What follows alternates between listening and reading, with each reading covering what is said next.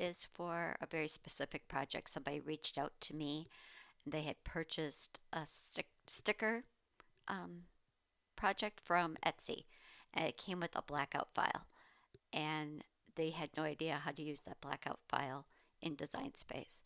So I am going to show you how I would do this.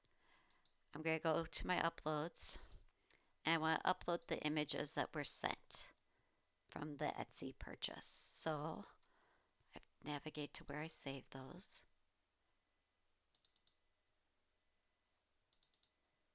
And one of them was called Weather Blackout PNG.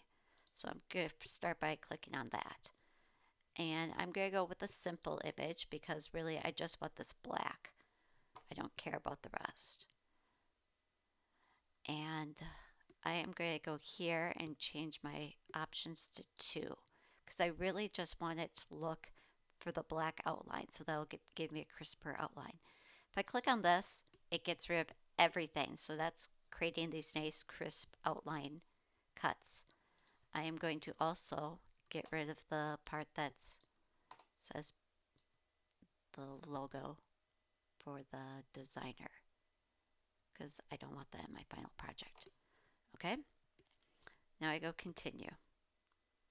I'm going to save this as a cut image because this is the outline for these stickers. Okay, now I'm going to do the whole thing again. I am going to go back to my images and go, I gotta remember where I saved them.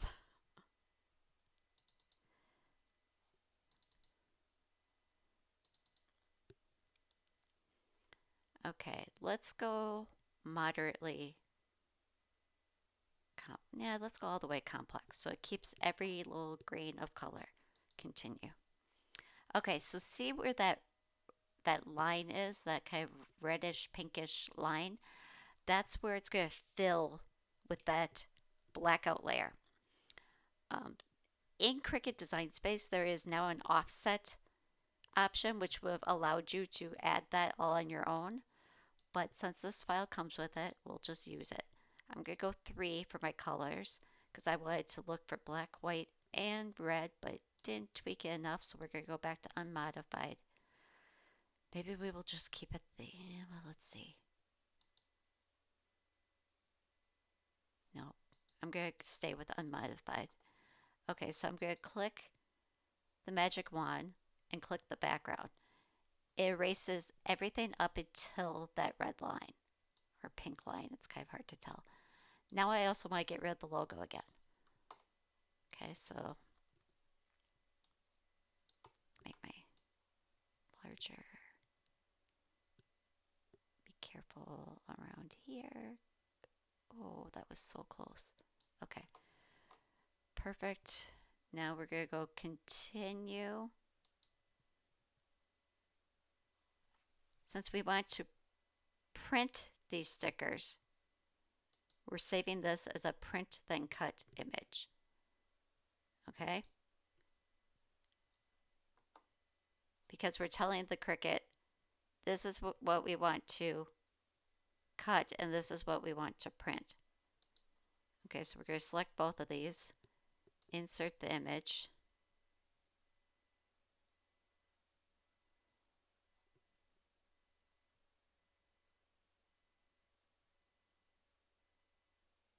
And we're inserting both the blackout layer and the printed layer. Okay, so, yeah, I know that's too big. Okay. Let's first start with the black layer. It came in on top of the secondary layer, so I want to go arrange and tell it to move it to the back. Now I can pick on these and line them all up on top. Okay, here's the thing that's kind of dumb.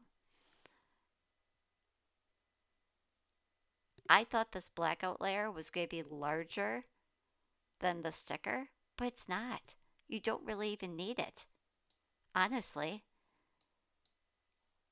Because if I just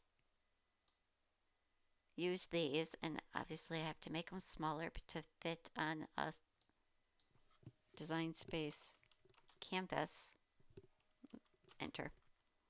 Okay. It's now going to print these and it's going to cut around where that pink line is. That is super duper thin when I zoom in. So really you don't even need that blackout layer. The blackout layer was just to create the shape. So as long as you upload this layer